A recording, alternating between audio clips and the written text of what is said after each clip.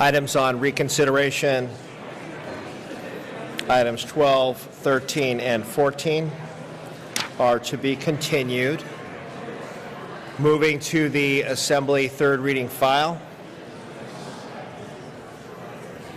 File items 15 through 19, pass and retain. This is file item 20, H.R. 120, by Dr. Choi, to be presented by Mr. Cooley, and the clerk will read. House Resolution 120 by Assemblymember Choi and others relative to the anniversary of the 518 democratization movement. Mr. Cooley. Yeah, well, Mr. Choi will forget. Members.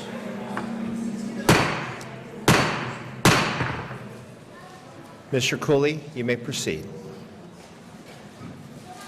Colleagues, it's a great honor to rise today in support of H.R. 120. This is a House resolution related to something known as Democratization Day. And I want to say, actually, as I start, Democratization Day, the expansion of democracy, this is not a drill. You look at the world today, I remember in the late 1980s, Ronald Reagan was president, the Berlin Wall fell. People thought that democracy was in ascendancy. There was a great optimism around the globe. That was the close of the 1980s. Today we see China firing rockets and missiles adjacent to Taiwan, Russia in the Ukraine invading, and even in North Korea, the portion of North Korea reserved for reunification visits, that portion of North Korea is now being dismantled. That's in the international news even today. So that decade of the 80s, which led to such optimism, including the fall of the Wall of Berlin, had its start in Korea. And it's a start that relates to how individuals stepped up displaying great courage to manifest hope in their dreams.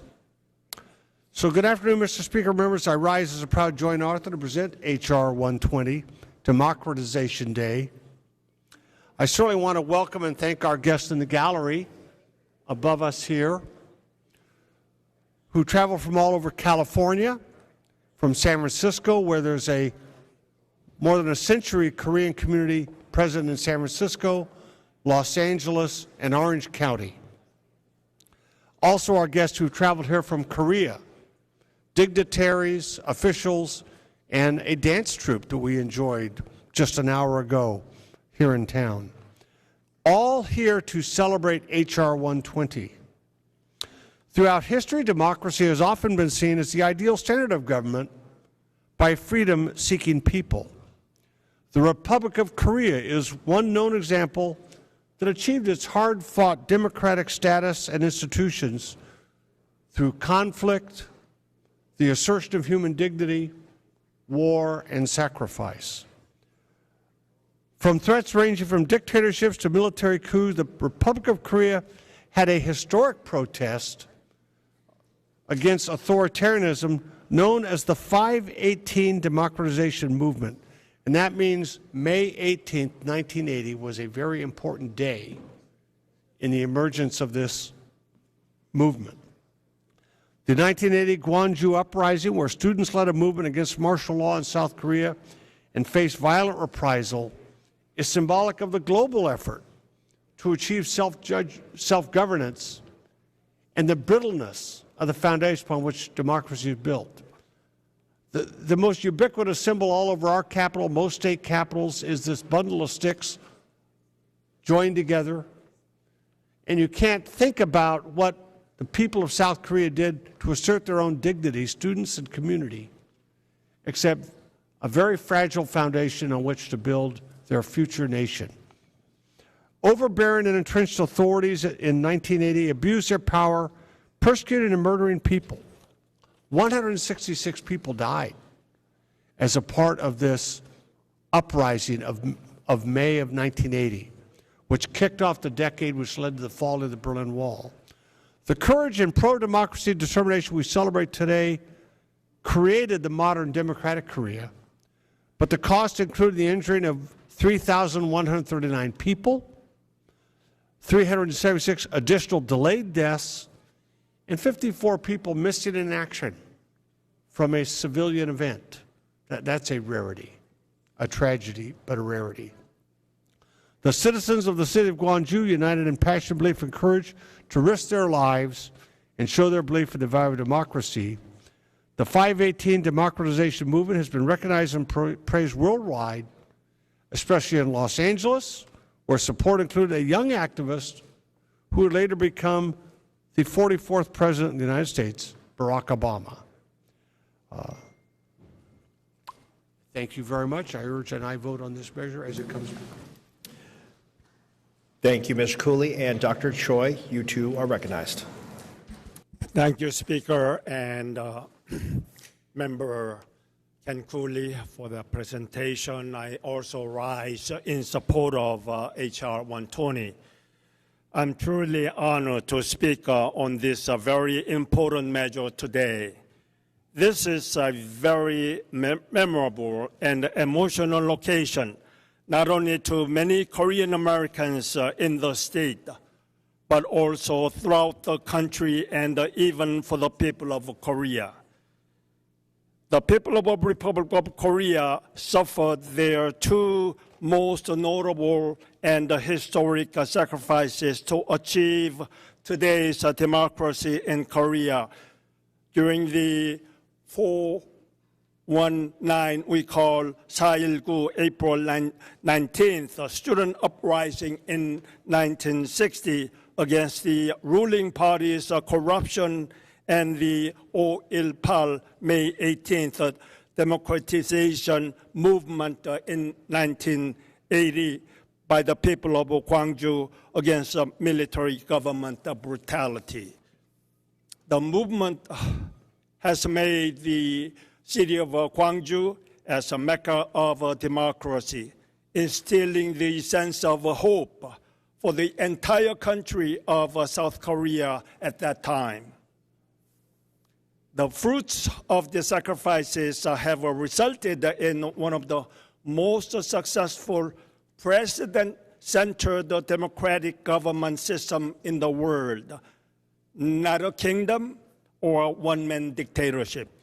Over 750,000 Korean Americans living in California will be proud to see the passage of H.R. 120 today. I'm also grateful for the dignitaries who have traveled far away to be here today to witness today's historic event from around the country, and as well as traveling all the way from Korea. I thank you, and I ask for your aye vote on H.R. 120. Thank you. Thank you, Dr. Choi. And Ms. Quirk-Silva, you are recognized. Thank you, Mr. Speaker. I rise in support of H.R. 120, which proclaims May 18th as the 518 democratization movement in California. The importance of democracy can be found in the words of Abraham Lincoln: government of the people, by the people, for the people.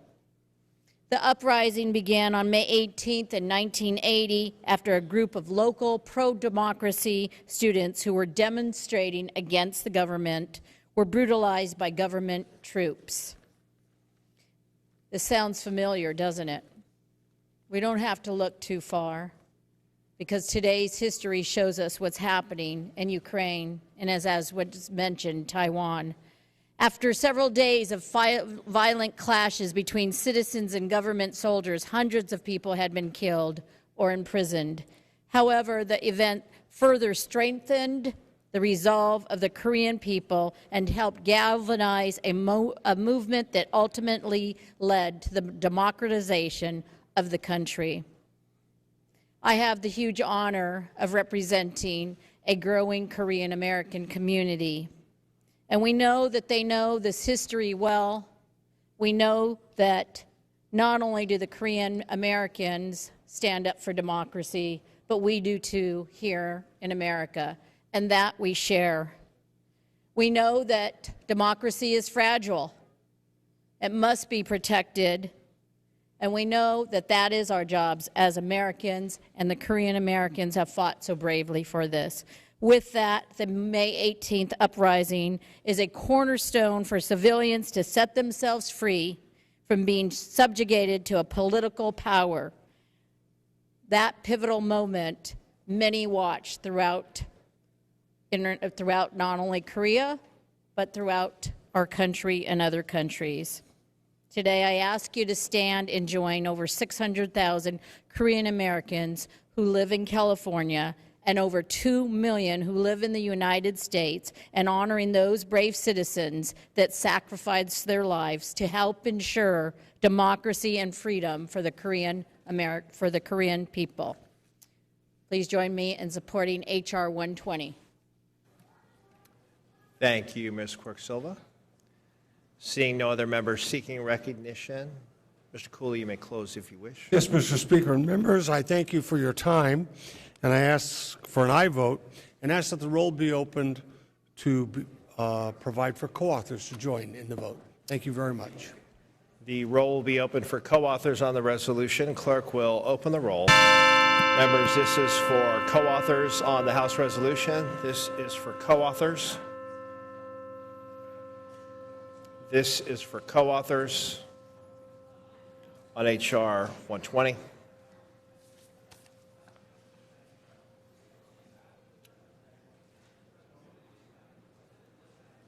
Clerk will close the roll. There are 68 co-authors added. Without objection, we may take a voice vote on the House resolution. All those in favor say aye. Aye. Opposed, say nay. The ayes have it. The resolution is adopted. And members, joining us in the gallery are Korean American dignitaries from throughout California. On behalf of Assembly Member Choi and the California State Assembly, let's welcome them to our chamber today.